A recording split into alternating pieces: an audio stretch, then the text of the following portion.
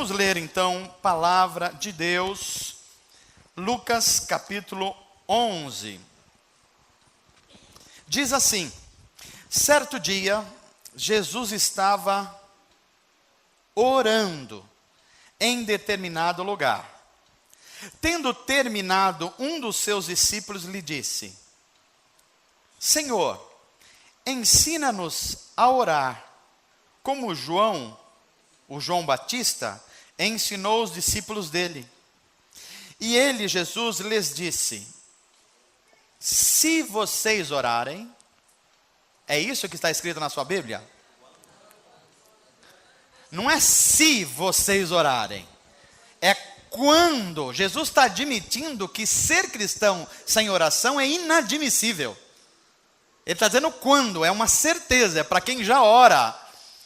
Veja, os discípulos viram Jesus orando e falaram assim: Jesus, ensina a gente. Aí ele diz assim: quando vocês orarem, digam: Pai,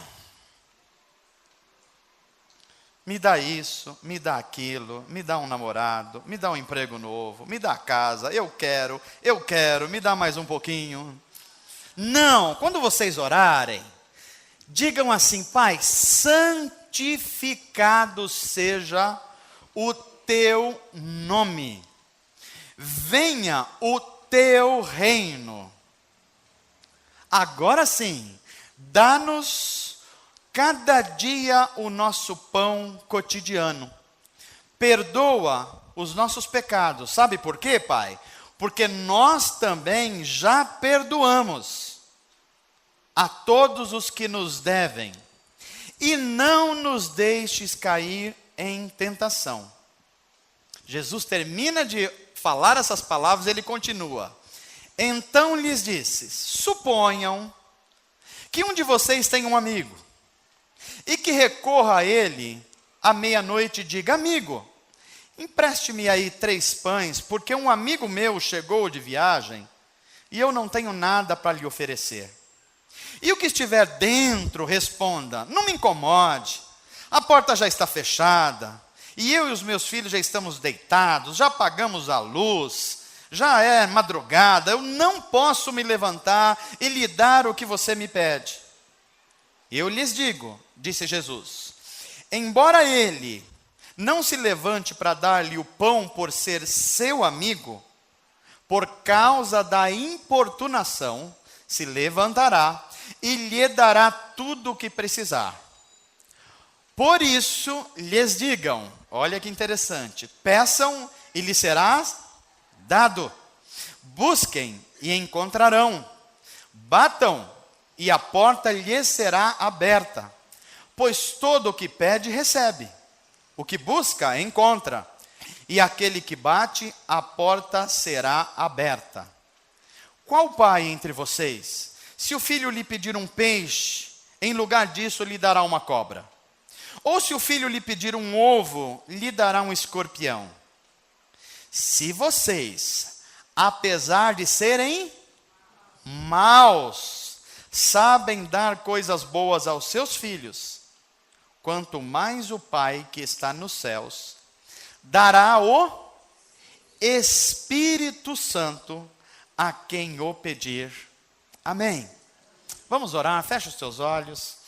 Pai, obrigado pela tua palavra, obrigado pelo ano que o Senhor nos deu, obrigado pelas famílias, obrigado pela força de trabalho, obrigado pela criatividade, mas sobretudo, obrigado por nos salvar, nos libertar, nos reconciliar novamente com Deus. Obrigado por ser atingidos pela tua misericórdia todos os dias, e de novo e novamente, como estamos sendo atingidos. E nós oramos para que o teu Espírito Santo, esse Espírito que convence o homem do pecado e do juízo, ele esteja inundando as nossas vidas. Que as nossas mentes estejam cativas para apreender a tua palavra. Que o nosso coração esteja de uma forma aberta para guardar essa palavra. Para que a gente receba vida abundante, para um ano abundante. Assim te pedimos, em nome de Jesus. Amém. Meus amados irmãos, nós estamos hoje no dia 3 de janeiro de 2016, portanto, primeiro domingo do ano de 2016. Do ano faltam mais quantos dias agora? Quantos? 365 menos 3... ou 366, dependendo da conta que você faça, você tem entre 362 ou 63. Para você construir, para você empreender coisas, para você ser uma pessoa melhor, para você ser um pai melhor, um marido melhor, um profissional melhor, mas sobretudo para você ser alguém mais parecido com Jesus Cristo. Alguém que Deus olhe para você e Deus tem o mesmo prazer quando Ele olhou para Jesus e Jesus foi batizado. Vocês se lembram que Deus disse a respeito do seu filho? Eis aí o meu filho amado, em quem eu tenho grande alegria. Será que pode haver um elogio maior do que Deus olhar para a gente? E o inferno, e os espíritos malignos, e as testemunhas humanas, dizer, quem é essa pessoa? E Deus falou, essa pessoa aí? Essa pessoa é o meu filho amado, em quem eu tenho grande alegria. Ele tem dado muitas alegrias para mim. Você já pensou você receber esse elogio de Deus? E a minha oração é que esse ano a gente, de fato, a gente cresça em Deus. A gente deixa de ser bebês espirituais e a gente começa a se alimentar de coisas mais sólidas espiritualmente. Como eu disse no começo dessa mensagem, que a gente só tenha direito a erros novos, a erros inéditos, que a gente não repita uma série de coisas que a gente vem fazendo ano após ano e a gente, ao invés de se tornar melhor, a gente parece que se não tomar cuidado vai se tornando alguém pior. Conhece gente assim? Os anos vão passando, em vez de melhorar, vai se tornando pior. Menos paciente, mais iracundo, mais irascível, mais mão de vaca. Mão de vaca? É, mão de vaca. Não é isso? Mais sovina. Menos elogio, mais cobrança. Né? Que tipo de gente a gente está se tornando? E é por isso que eu gostaria de começar a mensagem do primeiro domingo do ano, tendo uma perspectiva bíblica do que é que nós esperamos para esse ano. Será que a gente pode ter um ano de fato inesquecível? Será que a gente pode ter um ano que a gente vai chegar no final dele, daqui a 362 dias e falar assim, puxa vida, apesar das dificuldades, eu andei com Deus, e ao andar com Deus, eu tive um ano extraordinário. Será que a gente vai poder fazer isso? E uma das coisas que me veio à cabeça é esse texto que Lucas nos ensina a respeito de um ambiente em que os discípulos estavam com Jesus. Mas antes que a gente fale propriamente desse texto, esse é um bom momento para a gente fazer uma reflexão. Se você fosse pedir a Deus, o que é que você mais gostaria de ter ou de ser no ano de 2016? Alguém arriscaria aí? A gente está num culto mais informal hoje. O que você pediria a Deus, dentre todas as coisas, para você ser ou para você ter no ano de 2016, alguém quer se pronunciar? Quer ser mais alguma coisa ou menos alguma coisa? O que vocês diriam? Mais cheio, mais pleno do Espírito Santo. Olha, isso é um pedido nobre. O que você pediria? Mais fiel a Deus. Mais fiel a Deus. O que mais que a gente poderia pedir um ano assim? Ter uma vida de oração mais intensa, mais verdadeira. O que mais que a gente poderia pedir? Ser mais sábio. Como vai ser necessário nesse ano a gente ser mais sábio? Veja, sabedoria não é só inteligência. Sabedoria é inteligência aliado a experiência e bom senso. Inteligente tem gente por aí. Tem gente muito inteligente, por exemplo, mas não consegue viver um casamento. É verdade ou não é? Está cheio de gente por aí. Tem gente muito inteligente, mas não consegue viver em família. Então tem inteligência, mas falta sabedoria. Então esse é um pedido nobre. Sei lá, talvez alguém pudesse estar pedindo aqui um emprego novo. Alguns podem estar pedindo, Senhor, eu preciso de uma cura física. Outros estão orando, Senhor, me dá um namorado em 2016. Um casamento, Senhor. Né? Sei lá, o outro pode estar pedindo, eu queria, sei lá, mais harmonia na minha família. A minha família está, o pessoal está meio embicado, o pessoal está meio distante. O outro poderia estar pedindo assim, não, Senhor, eu quero cursar uma faculdade nesse ano. Eu quero mudar a minha vida, eu queria uma nova perspectiva de vida. Por outro lado, alguém pode dizer assim, Senhor, eu queria te servir mais esse ano. Eu queria ser menos centrado em mim e centrado mais nas coisas do teu reino. Ou será que a gente poderia falar assim, Senhor, eu queria ser menos consumista em 2016. Você já pensou? Menos dependente da minha alegria de ter coisas. Eu queria ter uma alegria que fosse mais interna, que não dependesse de eu comprar alguma coisa para estar feliz. Essa alegria tem que estar dentro de mim. É uma alegria interna. Isso é um pedido nobre, esse é um pedido muito nobre. Ou talvez você tenha um dom e você fala assim, Deus, eu quero desenvolver esse dom em 2016. Eu quero servir, eu quero que as pessoas sejam abençoadas a partir de mim.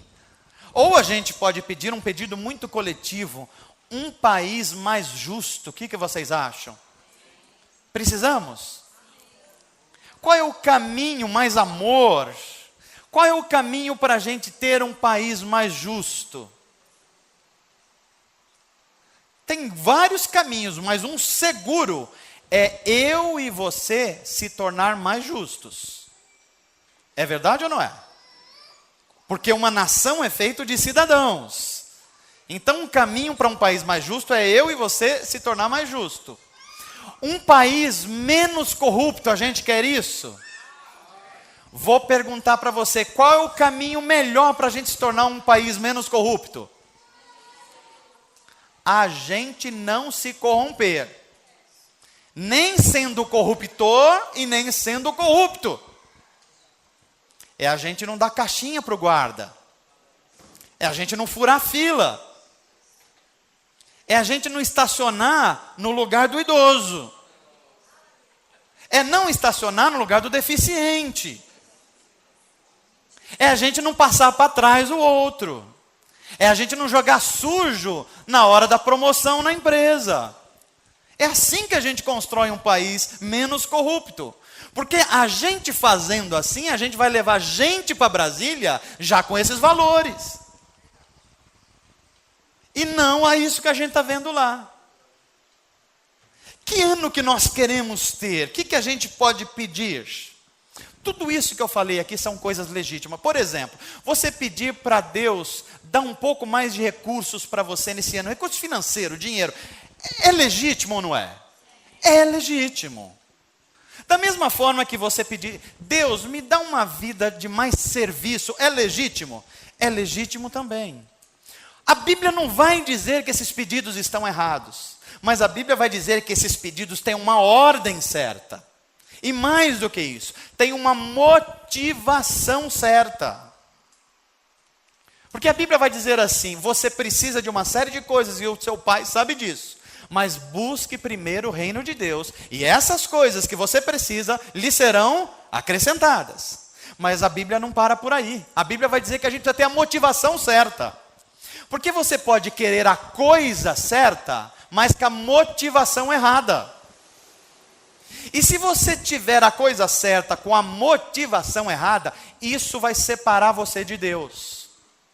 Você deve conhecer alguma pessoa que pediu muito uma coisa para Deus, mas pediu muito, muito, muito, e quando ela obteve, ela se afastou da comunhão com Deus. Conhece ou não conhece?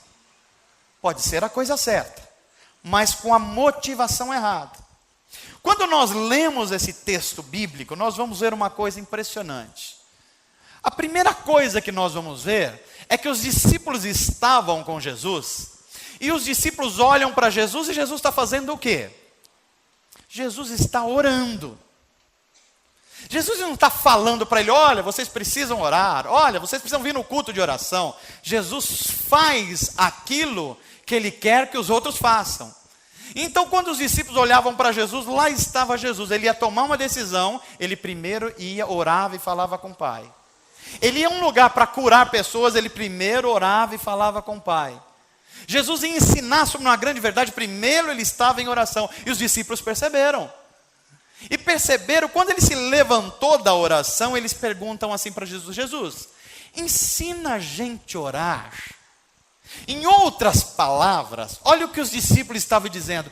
Nós precisamos aprender com o Senhor, o nosso mestre, como é que se vive uma vida de acordo com a vontade de Deus, porque a gente está vendo isso. O Senhor tem poderes extraordinários, mas o Senhor não abre a mão da vida de oração. O Senhor pode fazer qualquer coisa que a gente não pode, mas o Senhor não abre a mão de se comunicar com o Pai, para saber se é a vontade dEle. E veja que a pergunta dos discípulos não é, Senhor, ensina-nos como orar. Não é essa a pergunta. A pergunta é, ensina-nos a orar. Eles não estavam perguntando qual era a palavra certa para dizer na oração. Eles estavam dizendo assim, ensina a gente a ter essa disciplina de oração que o Senhor tem. A gente está vendo que o Senhor sempre está em oração, que o Senhor não faz nada que não esteja em harmonia com o Pai. A gente quer viver uma vida assim. Aí Jesus olha para eles e fala assim, quando vocês forem orar, ou seja, ele está admitindo, a oração precisa ser algo constante. Quando vocês forem orar, orem assim, Pai, santificado seja o teu nome. Sabe o que significa isso? O nome de Deus pode ser mais santo do que ele já é? É lógico isso? Você já pensou nessa oração que você fala que é a oração do Pai Nosso? Pai, santificado seja o teu nome. Como é que o nome de Deus pode ser mais santo do que Deus já é? A Bíblia diz que Deus é 3 vezes santo. Santo, santo, santo. E veja que nenhum outro atributo de Deus a Bíblia fala que é 1, 2 e 3. Só a santidade. E por que que Jesus ensinou a gente a orar uma oração pedindo que santificado seja o teu nome? Segura essa aí. O que Jesus está ensinando a gente é que a nossa vida deve ser uma vida tal em termos de testemunho para o mundo que a gente vive, que o nome de Deus jamais seja envergonhado por causa de nós. Entendeu? A gente viver uma vida tal que jamais o nome de Deus vai ser envergonhado. Eu estou olhando para Brasília e a bancada evangélica. O nome de Deus está sendo santificado? Mas vamos esquecer Brasília e vamos olhar para a comunidade Atos na Vila dos Remédios. O nome de Deus está sendo santificado na nossa vida? Esses dias eu estava meditando um pouco e me veio à mente uma palavra que eu até escrevi nas redes sociais, que é assim: se você estiver pensando em fazer qualquer coisa, seja lá qual for, mas você chegar à conclusão que isso não glorifica a Deus, então não faça. Não faça. Se você não tiver certeza que isso vai trazer glória para o nome de Deus e Deus não vai se envergonhar de você, então não faça. Esse é um bom princípio para a vida, porque tudo que a gente for fazer, a gente vai pensar, peraí, isso traz glória para o nome de Deus? Isso honra a Deus? Isso santifica a Deus? E Jesus continua, venha o teu reino, estabeleça-se a tua vontade, a minha vida precisa estar dentro desse reino, dentro desse querer, dentro dessa vontade. Eu não tenho uma vida autônoma que eu faço o que eu quero, que eu tomo as minhas decisões e depois eu oro para o Senhor abençoar as minhas decisões. Não, vem o teu reino primeiro, a tua vontade primeiro. Eu quero estar dentro dessa vontade. Aliás, é o que nós cantamos aqui. Eu só quero a tua vontade. Por quê? Porque o teu plano é melhor. Porque o Senhor nunca chega atrasado, o Senhor sempre chega na hora certa, e eu me antecipo, eu me atraso, e eu não quero mais essa vida. Eu quero estar dentro do teu plano, porque o teu plano é sempre melhor. É isso que Jesus está ensinando aqui. Ele diz assim: perdoa as nossas dívidas, assim como eu estou fazendo com os meus devedores. Essa é uma oração perigosa, no mínimo, né? Porque você está falando assim: Deus, faça comigo, assim como eu estou fazendo com a dona Mariazinha, que mora do lado da minha casa. Sabe aquela mulher que colocou o lixo na frente do seu portão, e quando você foi falar com ela, você falou uma língua estranha? O que você está dizendo para Deus? Deus, perdoa a mim, assim como eu perdoo os meus devedores. Tem paciência comigo, assim como eu tenho paciência com os outros. Seja longânimo comigo, assim como eu sou longânimo com os outros. É uma oração perigosa ou não é? Mas é assim que Jesus ensinou. Mas não termina aí. Porque Jesus termina a oração e diz assim: suponha que você um dia está na sua casa, e chega um amigo à meia-noite e você não está esperando. E esse amigo chega morrendo de fome com a família dele. Você não tem onde comprar. Você olha para o seu vizinho do lado e fala assim: eu vou pedir para o vizinho. Mas o vizinho já está dormindo com a família dele também. E você fala: eu não tenho alternativa, eu vou ter que acordar o vizinho, porque eu não tenho nada em casa. Eu estou lembrando, tinha um tempo antigamente, eu ainda sou dessa época, que minha família era grande, que a gente ia pedir uma colher de açúcar para o vizinho. Lembra? Alguns lembram disso aqui, não lembram? Era um negócio gostoso aquilo ali, né? Filho, vai lá, pede uma colherzinha de sal para a dona Joana lá. E lá vai a gente com a cara de pau. E pega. Mas depois a dona Joana pedia também o da gente. E aí era uma vida mais gostosa, sei lá. Parece que a gente virou muito egoísta agora. A gente nem conhece mais ninguém. Nem o vizinho, nem nada, né? Mas é assim. Aí ele vai no vizinho, meia-noite, 1h da manhã, e bate lá na porta. Bate a primeira, bate a segunda, nem responde. Daqui na terceira, o outro responde aí: quem é que está me importunando essa hora? Ele falou: sou eu, sou o teu vizinho aqui. É que é o seguinte, chegou aqui um pessoal, aqui uns amigos meus, e eu não tinha nada, não estava esperando. E eu vim pedir 3 pães aí para você. Arruma uns pães, umas pizzas aí para a gente. E o vizinho fala assim: como é? Você vem 1h da manhã me importunar, os meus filhos já dormindo, está todo mundo dormindo, é que você vai pedir isso? Imagina. E o homem continua lá, batendo na porta. E vizinho. E ele continua insistindo, até que o homem que está dentro fala assim: olha, se eu não levantar da cama e não entregar o pão para esse sujeito, ele não vai deixar eu dormir, nem a mim, nem a minha família. Então ele, com a má vontade, ele levanta, pega os pães e fala: ó, leva esse pão, dá para quem que você quiser, mas deixa eu dormir aqui em paz. Essa história que Jesus conta é uma história impressionante. Porque Jesus termina dizendo assim: se este homem, que é como vocês, mau, está com má vontade, ele entrega os pães para não ser perturbado, imagina o pai de vocês, que é bom, que é justo, que quer abençoar. O que é que o pai de vocês quer fazer por vocês? Aí Jesus conclui assim: então busque, bata a porta, insista, orem, porque quem busca, encontra. Quem procura, encontra. Quem bate a porta se abre. E esse é um dos versículos mais belos da Bíblia, mas, a meu ver, mais mal entendidos da Bíblia. Porque essa frase de Jesus tem sido usada por muita gente como um abracadabra. Tem sido usado pelas pessoas como um mantra. Não poucas pessoas falam assim: olha, a Bíblia manda a gente pedir, então se você quer alguma coisa, pede que Deus vai te dar, insista com Ele. Alguns chegam ao absurdo de falar assim: olha, se você está querendo uma coisa muito para Deus, pede, porque a Bíblia está mandando, inclusive, pede de madrugada, porque a fila da oração de madrugada é menor, e Deus te atende primeiro. E aí a gente tem uma noção sobre oração que passa a ser uma noção no mínimo equivocada. A gente acha que a Bíblia está comparando Deus com esse homem. A gente acha que Deus funciona A gente pedindo demais, ele falou, para esse sujeito não me encher mais a paciência, eu vou dar uma benção aí para ele e tal, e para de me encher a paciência aqui no céu, eu estou numa boa, descansando aqui, e você... A gente acha que é isso que a Bíblia está dizendo. Mas me parece que a Bíblia está querendo dizer outras coisas muito mais profundas do que isso. Em primeiro lugar, a Bíblia está querendo dizer o valor da oração e da súplica para um discípulo de Jesus. Um discípulo de Jesus faz muitas coisas, mas ele não faz nada sem ter primeiro uma vida conectada com Deus em oração.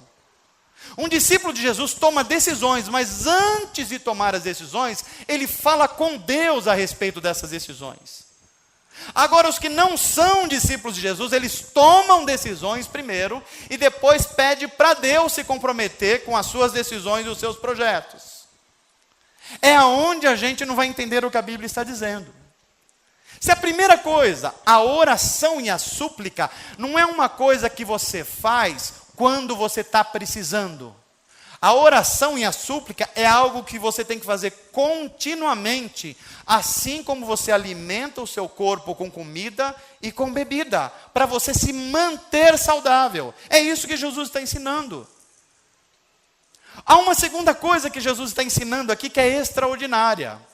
É que quando a gente se mantém em oração, nós temos uma vida de oração, isto é, nós estamos afinados com Deus para tudo que a gente vai fazer, nós passamos a receber uma ousadia espiritual. Nós passamos a crer numa palavra que é viva. A palavra de Deus não é apenas um bom conselho, ela é a verdade, e a verdade que liberta e transforma seres humanos.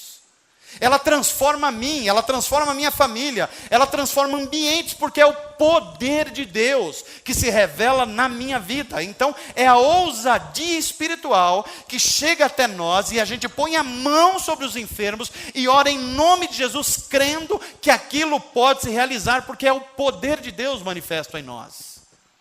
Nós oramos por uma pessoa cheia de espíritos malignos e nós cremos que vai haver libertação. Por quê? Porque há um poder, há uma ousadia. Nós falamos em nome do Cristo ressurreto. E o Cristo ressurreto tem poder sobre todas as coisas. E os espíritos malignos têm que sair mesmo, porque Jesus é o Rei.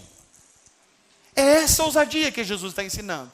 Mas há mais coisas aqui, olha que coisa interessante. Esses princípios vão sendo distribuídos por Jesus nessa parábola.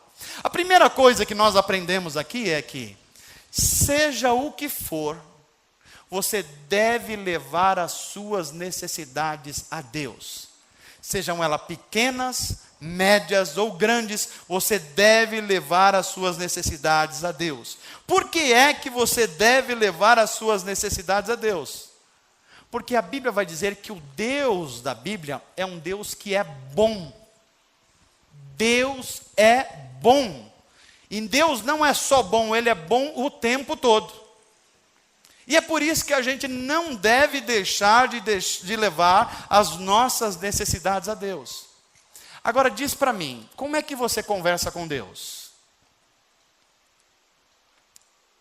Qual é a ferramenta espiritual que você se utiliza para falar com Deus? É mímica? É telepatia? Como é que você fala com Deus? Vocês são crentes aqui nessa igreja, não são? Então vocês falam com Deus, não é isso? Eu suponho. Como é que vocês falam com Deus? Em oração. Então deixa eu dizer uma coisa para vocês aqui. Vocês oraram essa semana? Vocês oraram hoje? Oraram? Mas assim, oraram ou foi aquela oração do bichano? Oração do bichano é aquela oração que você vai comer e fala assim, ó. Você nem pensou no que você falou. Você nem tem ideia do que você falou. É aquela oração que você está pensando no bife. Não é disso que eu estou falando. Eu estou falando uma oração consciente, de convicção, de amor por Deus, de querer fazer a vontade dEle, de ter a vida direcionada por Ele. Esse dia que eu vou começar, Senhor, há tantos desafios, e eu quero que o Senhor ilumine a minha mente, eu quero fazer as coisas de forma que abençoe as pessoas, eu quero contribuir com o Teu reino. Isso é oração. E Jesus fala assim: as menores necessidades vocês têm que pedir a Deus. Agora, deixa eu dizer uma coisa para vocês. Nós somos uma geração que ora muito pouco, é verdade ou não é? Você está contente com a sua vida de oração? Eu também não. Ainda bem que pelo menos de um pecado a gente não vai ser acusado aqui. Nós somos honestos, sinceros. Não é possível que a gente esteja, porque a gente tem tempo para tudo, menos para oração. É verdade ou não é? Assim, eu vou perguntar: quanto tempo você gastou com o Zap Zap essa semana? Você já pensou que há uns 3 anos atrás, não sei se antes, não tinha o tal do WhatsApp? E a gente vivia. A gente vivia. Você pode acreditar que não, mas a gente vivia antes do WhatsApp. E agora, como ele tomou tempo da gente, você não fala mais olhando para a pessoa, você responde. Você não tem tempo mais para trocar olhares. Não tem tempo mais para abraço. Não tem tempo mais para isso. Agora, a gente arruma tempo para essas coisas. Eu não estou dizendo que é uma coisa ruim necessariamente. Eu estou dizendo que essas coisas estão roubando outras coisas de nós. Estão roubando. Mas a gente é uma geração que ora pouco. Se ora pouco, por incrível que pareça, nós somos também uma geração que pede poucas coisas legítimas a Deus. Porque o pedido é através da oração. E pior, quando a gente pede, pede mal. Tiago vai dizer assim: olha, primeiro vocês não oram. Segundo, vocês quando oram, oram mal e pedem mal. Por quê? Porque vocês só pedem para satisfazer o seu ventre, o seu estômago, você mesmo. Você só está pensando em você quando você pede. Não é, eu acho que se o Tiago viesse nas nossas igrejas no Brasil hoje e visse a quantidade de campanhas de eu quero, ele vai falar: vocês não leram a minha carta que eu escrevi na Bíblia. Pois é, tem muita gente determinando um monte de coisa. Por exemplo, olha, eu estou falando de oração aqui, já que a gente está começando o ano, vamos entender a Bíblia Sagrada. Eu não tenho nenhum problema com quem faz muitas reuniões de oração. Eu só tenho um problema com essas reuniões de oração. Quase sempre elas são focadas na própria pessoa. É verdade ou não é, gente? Por exemplo, você conhece gente que gosta de orar no monte? Quando alguém vai orar no monte, para quem você acha que a pessoa vai orar? É para ser mais paciente? É para ser mais serva? É para se dedicar mais e se doar mais? É para isso? Dificilmente. Eu vou orar no monte porque eu quero isso, eu quero aquilo, eu quero isso, eu quero aquilo, me dá, eu quero mais um pouquinho, eu quero isso, eu quero isso. Percebe? Pastor, mas isso é ilegítimo? Não, não é ilegítimo, mas a Bíblia diz que tem uma ordem. A ordem é primeiro o reino vir. Em o reino vindo, a gente participa das bênçãos do reino. Não é primeiro essas coisas, é primeiro o reino. Então o Tiago vai dizer assim: vocês pedem pouco, pedem mal, e quando pedem, só pedem para alimentar o seu próprio ventre. É pedir com a motivação equivocada. Por exemplo, você quer ver como a gente ora mal? Nós estamos num mundo extremamente consumista. Natal para a gente é comprar coisa.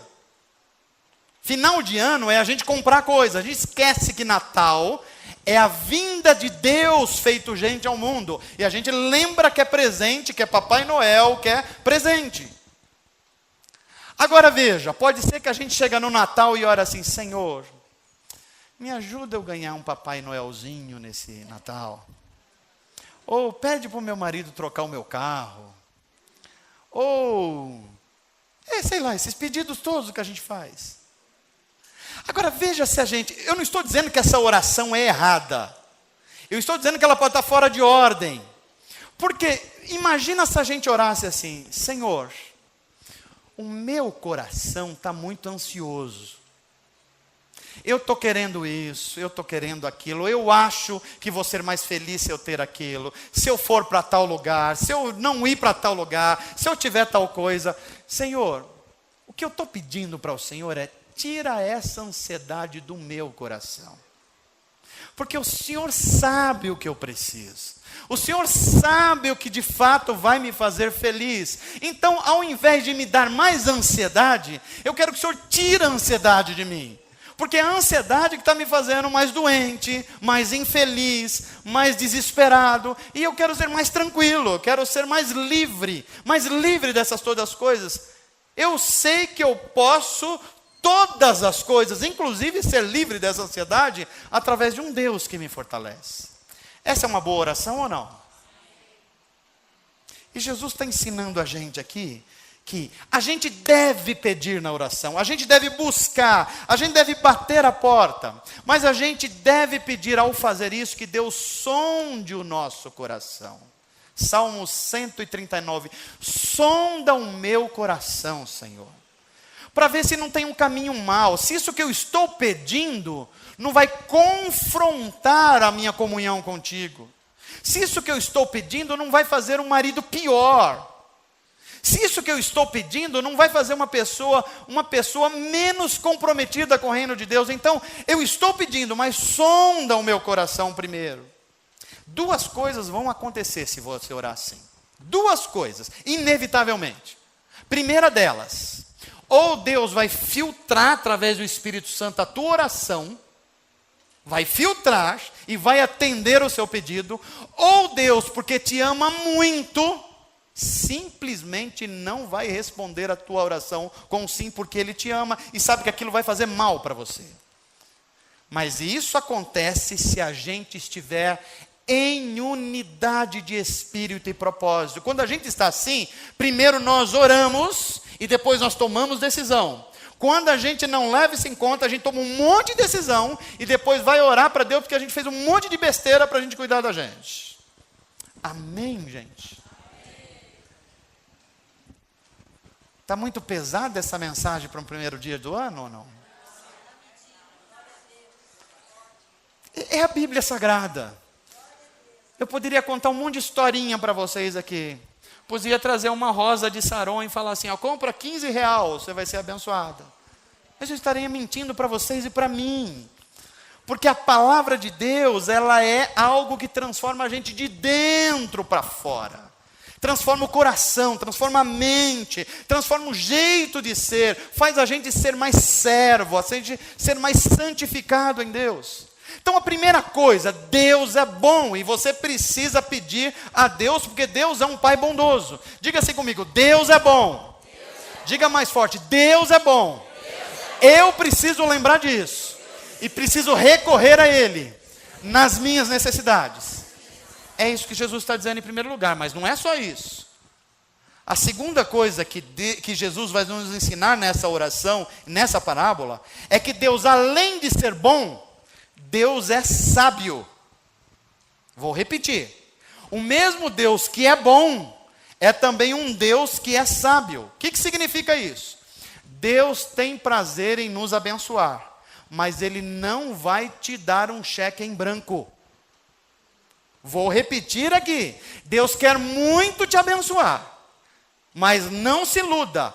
Querer te abençoar não significa que Ele vai assinar um cheque em branco e você vai lá nas regiões celestiais, no banco do céu, falar: Miguel, vim descontar um cheque em branco aqui. O que é isso? Não, eu quero uma coisa e Deus já assinou embaixo, eu vim descontar aí. Me dá aí, é meu, eu quero e ponto final.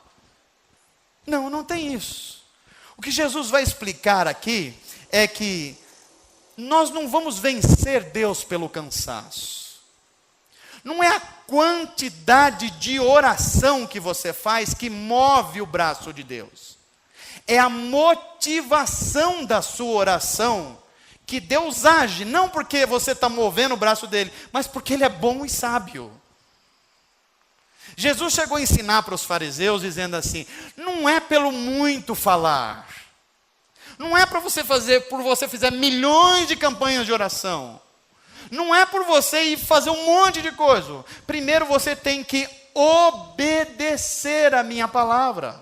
Se vocês não obedecerem a minha palavra, não adianta, vocês estão falando de uma oração que não tem a ver comigo, vocês não estão conversando comigo.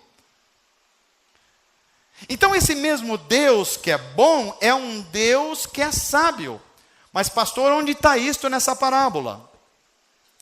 O texto vai nos dizer assim: mesmo os pais humanos, que são falhos, que têm equívocos, que são até maus em alguns casos, se o filho pedir para ele um peixe, ele vai dar uma cobra? Jesus está falando, ó, nenhum pai humano equivocado faria isso. Se o filho pedir para ele um ovo, ele vai dar um escorpião? Não. Aí Jesus vai dizer, quanto mais o Pai de vocês, que é bom, que é santo e que é sábio. Tem coisas que vocês vão pedir que é um escorpião. E ele, porque é bom, mas é sábio também, não vai te dar porque é um escorpião. Entendeu? Tem coisas que Deus não vai te dar, porque você está achando que é peixe, mas na verdade é uma serpente. E porque Deus é sábio, é bom, mas é sábio, Ele não vai te dar. Tenta imaginar uma criancinha pequena brincando aqui em cima, uma criancinha pequenininha, e criancinha pequenininha é curiosa. Aí, a 1 metro dela aparece um escorpião. O escorpião não é bonitinho para uma criança? Tem uma caudazinha, se mexe. Você acha que ela vai ter curiosidade ou não? Ela vai querer pegar no escorpião, mas o pai, que é bom, mas é sábio, vai fazer o quê? Não vai deixar. E quando tirar a criança que ela querer pegar no escorpião, ela vai chorar ou não vai? Muito provavelmente. É o que nós fazemos. Há coisas que Deus tira da nossa vida, meu irmão, que é um livramento de Deus. Há coisas que Deus não dá alcance para a gente, porque aquilo pode destruir a gente. E às vezes a gente está orando pelaquilo. Me dá, Senhor, eu quero. Tem que ser desse jeito, eu vou fazer desse jeito. E Deus fala, isso é um escorpião para você. Isso é uma cobra para você. O que Jesus está dizendo é que o nosso Deus, que é bom, e pede para a gente pedir para Ele, porque Ele é um Deus bom, graças a Deus também é um Deus sábio, que só nos dá coisas boas e que a gente precisa. Amém, gente? É por isso que a gente pode descansar. Em outras palavras, o que Jesus está dizendo é que Deus tem juízo.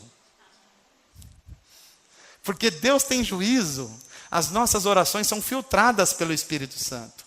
Eu vou dizer para você, eu mesmo já fiz umas orações absurdas. Eu não sei você é mais forte espiritualmente, mas eu já fiz umas orações que eu me envergonho até hoje em dia. Eu já pedi coisas para Deus que não tinha nada a ver com a vontade de Deus. Tinha a ver com a minha sensibilidade, com o meu coração, com o meu desejo, com o meu projeto. E hoje eu consigo enxergar isso. E graças a Deus, Deus não me deu. Então a gente deve celebrar a Deus quando Deus ouve a nossa oração. E quando Deus ouve e fala assim, isso é um escorpião, eu não vou te dar. Porque eu amo você. Eu sou um Deus bom, mas sou um Deus sábio também. Amém, gente? Vale a pena confiar num Deus assim? Tem uma terceira coisa que nós aprendemos aqui. É que Deus, Jesus está dizendo assim, cuidado, para você não achar que Deus é um meio para você conseguir um fim qualquer. Isso é uma coisa que está muito em voga nos dias de hoje. Porque é um mistério profundo do reino de Deus. O que Jesus está ensinando nessa oração e nessa parábola é que a gente pode usar Deus para a gente alcançar outros fins que a gente está querendo. E se a gente está usando Deus para alcançar um outro fim, Deus se torna apenas um ídolo, ou um meio para você conseguir o seu ídolo. E aí, quando você conseguir, você não vai adorar a Deus, você vai adorar aquilo que você usou Deus para conseguir como fim. Eu tenho dito aqui que o ser humano é um ser humano, ele é adorador por natureza. Deus fez a gente como adorador. Se você não adorar a Deus, você vai adorar alguma outra coisa. Você vai adorar a sua carreira profissional, você vai adorar o seu dom, você vai adorar o seu filho, você vai adorar uma habilidade que você tem, você vai adorar sexo, você vai adorar droga, você vai adorar alguma coisa. Porque o ser humano, ele tem necessidade de adorar. E se Deus não estiver nesse lugar, alguma outra coisa vai estar. E é por isso que Jesus nos lembra aqui, que quando a gente usa Deus para alcançar algo, esse algo, na verdade, está tomando o lugar de Deus. E a Bíblia vai nos ensinar que Deus não dá a sua glória para ninguém. Deus deve ser a finalidade última. Eu fico pensando nas nossas orações, se a gente de fato pensasse nisso aqui, quanto das nossas orações tem que ser jogadas fora? Você já pensou nisso? Porque a gente ora para Deus e fala assim: Deus, se o Senhor fizer isso, então eu vou fazer isso. Você já pensou nisso? Que oração quase macumbeira é essa? Porque isso não é na Bíblia Sagrada, é na macumba que é assim. Macumba você paga e faz-se um trabalho. E o trabalho é para servir você, seja bom ou seja ruim. Cara, vou resolver o seu problema. Paga aqui, o cramunhão vai dar um jeito de resolver o seu problema. Liga, desliga, liga de novo, desliga de novo. Então isso é macumba, isso não é Bíblia Sagrada. A Bíblia Sagrada não. A Bíblia Sagrada chama a gente para entrar dentro da vontade de Deus. E viver a vontade de Deus, que é boa, perfeita e agradável. O que Jesus está ensinando aqui é que Deus é a finalidade última da vida. Não é você se dar bem profissionalmente que é a finalidade última da vida. Deus quer que você se dê bem profissionalmente para isso ser um meio para você glorificar a Deus. Amém, gente? Por exemplo, por que é que Deus cura algumas pessoas e não cura outras pessoas? Isso não é chocante para a gente? Deus, mas oramos e uma pessoa foi curada. E aí a gente ora e a outra pessoa não foi curada. Como que é isso? E tem alguns líderes religiosos no Brasil que enganam o povo que não conhece a Bíblia Sagrada. E diz assim: se eu orar, pode trazer aqui que se eu orar vai ser curado. E os brasileiros, com pouca instrução da escola e com pouca instrução da Bíblia Sagrada, acreditam nisso. E levam dinheiro e fazem sacrifícios. Mas se alguém usar só a mente, não precisa usar nem a fé, só usar a mente que Deus te deu, só isso. Se você consegue fazer 1 mais 1 dá 2, você já consegue pensar isso que eu vou dizer. Se alguém pode falar em nome de Deus que eu curo qualquer pessoa, pode trazer que eu tenho o dom e eu curo a hora que eu quiser, é muito simples. Nós vamos pegar essa pessoa, levar no Hospital do Câncer Infantil em São Paulo e vamos fechar aquele hospital.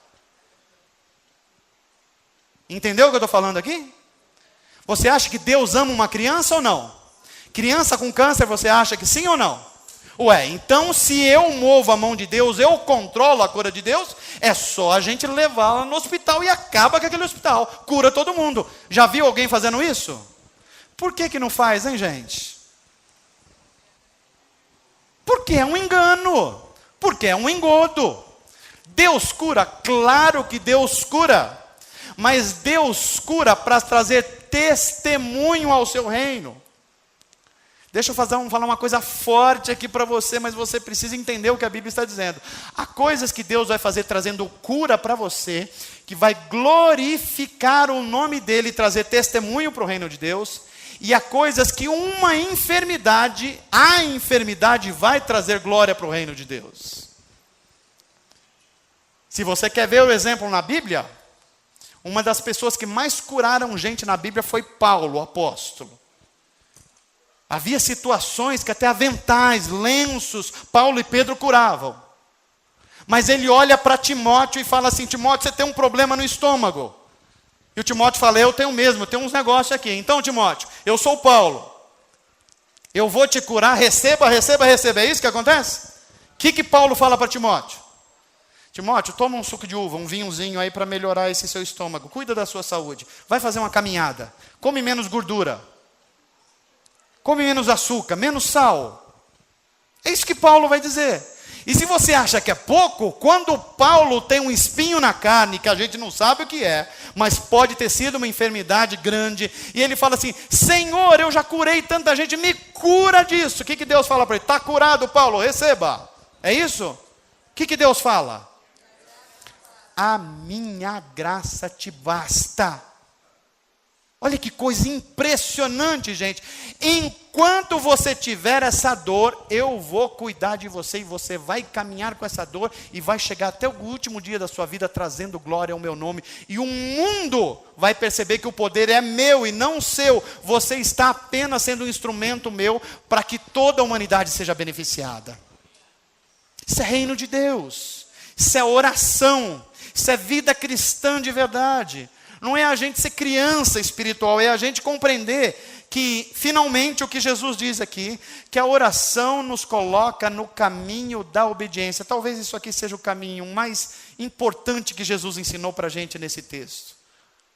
A oração coloca você no caminho da obediência. A oração diária, frequente, ela funciona como uma espécie de imã. Quando você ora, você é puxado para obedecer a Deus. Você ora, você é puxado. Se você não ora, você vai ficando longe. Esse é um processo que você pode experimentar essa semana.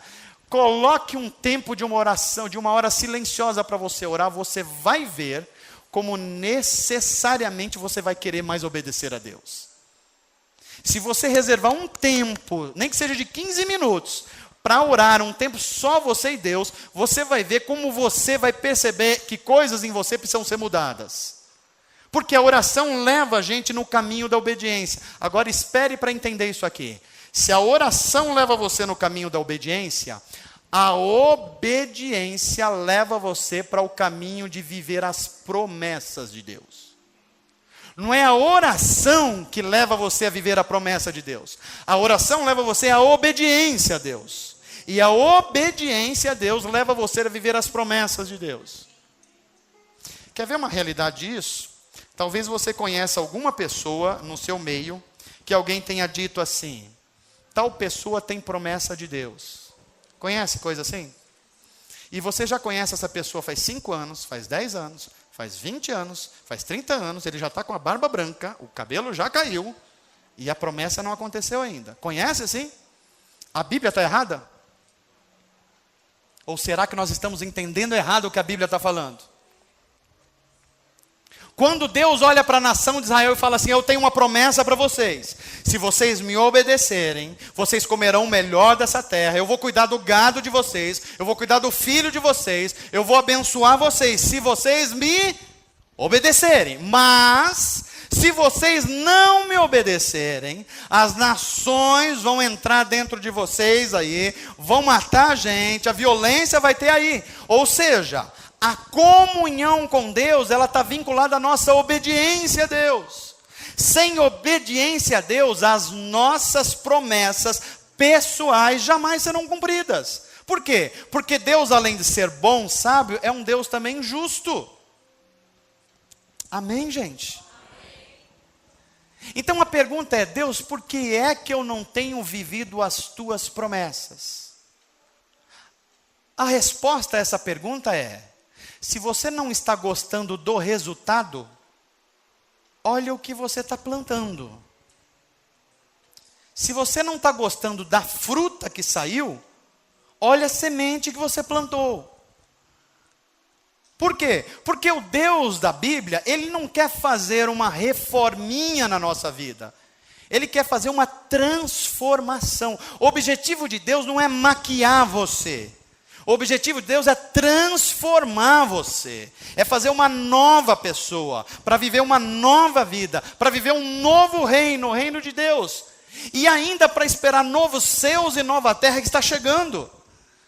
É por isso que Deus, com amor, cuida da gente. Ele disciplina a gente, Ele coloca a gente na linha, Ele não deixa a gente pegar o escorpião. Por quê? Ele está transformando a gente à semelhança de Jesus, porque vai vir um tempo, e já está chegando, que nas palavras de Pedro, onde novos céus e nova terra, habitará o quê? A justiça. Então injustos não podem entrar lá. E é por isso que Deus está fazendo isso na nossa vida, ensinando a gente ter hábitos de estar afinados com eles. Para quê? Para que Deus vá fazendo da minha e da sua vida alguém melhor dia após dia. Amém, gente? Se você puder, diga para quem está perto de você assim: Deus está atuando em você, para você ser pelo menos um pouquinho melhor, amanhã, mais do que hoje. 2016, você precisa ser melhor, se Deus estiver atuando em você. Amém, gente? O que é que você espera de 2006? Eu não sei porque eu estou falando 6 já há um tempo. 2016, 6 não dá para você mexer mais. 2016, o que é que você espera? Se você não se deixar transformar por Deus, não espere nada. Vai ser só um ano novo, com as coisas acontecendo do mesmo jeito. Agora, se você ouvir a palavra de Jesus, deixar ela entrar na sua mente, transformar as suas emoções, abrir mão de controlar a sua vida, negar-se a si mesmo, então prepare-se para viver um ano extraordinário para a glória de Deus. Porque o Deus da Bíblia, além de ser um Deus bondoso que quer te abençoar, é um Deus sábio que só vai te dar aquilo que é bom para você. Agora você não precisa se preocupar em dizer assim: pastor, será que eu estou sendo igual Deus quer que eu seja? Há uma coisa muito simples que você deve fazer. A Bíblia nos dá um modelo. A Bíblia vai dizer que Jesus Cristo é tudo aquilo que nós precisamos saber a respeito de Deus. Quer um modelo para a vida? Olha para Jesus Cristo. Quer aprender a amar? Ame como Jesus Cristo. Quer aprender a perdoar? Perdoe como Jesus Cristo. Quer aprender como viver uma vida para se doar para os outros? Olhe para Jesus Cristo. Quer viver uma vida cheia de poder do Espírito Santo? Olhe para Jesus Cristo. Quer ser uma pessoa em que o seu legado será aquilo que foi o legado de Jesus, das palavras dos apóstolos em Atos? E Jesus foi aquele poderoso em palavras e obras que andava fazendo bem pelas cidades. Você já pensou como vai ser o seu legado? Quando você partir dessa vida, o que as pessoas vão olhar para você e vão dizer? Já pensou se as pessoas olharem para você e falarem assim: já vai tarde, foi-se um traste? Você já pensou que coisa triste? Mas já pensou se as pessoas olharem para a gente como aquela mulher do Novo Testamento, a mulher digna, ou seja, amada, que servia? Quando ela partiu, as mulheres viúvas foram nos apóstolos e disseram assim: olha, vocês têm que orar por essa mulher, que ela era boa demais, ela abençoou todo mundo aqui na vila, ela ajudava as viúvas, ela ajudava as outras pessoas, ela é um instrumento de Deus. Olha que testemunho isso para a história. E Deus quer fazer de mim e você esse testemunho. É por isso que a palavra dele é: peçam e lhes será dado. Busquem e encontrarão. Batam e lhes será aberta a porta. Porque todo o que pede, recebe. O que busca, encontra. E aquele que bate, a porta lhe será aberta. Você tem um Deus bom que ama você e quer te abençoar. Você tem um bom Deus, bom e sábio, que sabe o melhor que você precisa, e Ele quer te abençoar com aquilo que você precisa. E mais, você tem um modelo chamado Jesus Cristo, para viver uma vida absolutamente para a glória de Deus. Que Deus abençoe os teus negócios em 2016. Que Deus abençoe a sua família em 2016. Que Deus abençoe a sua saúde em 2016. Que Deus abençoe que os frutos do Espírito serão gerados em você em 2016.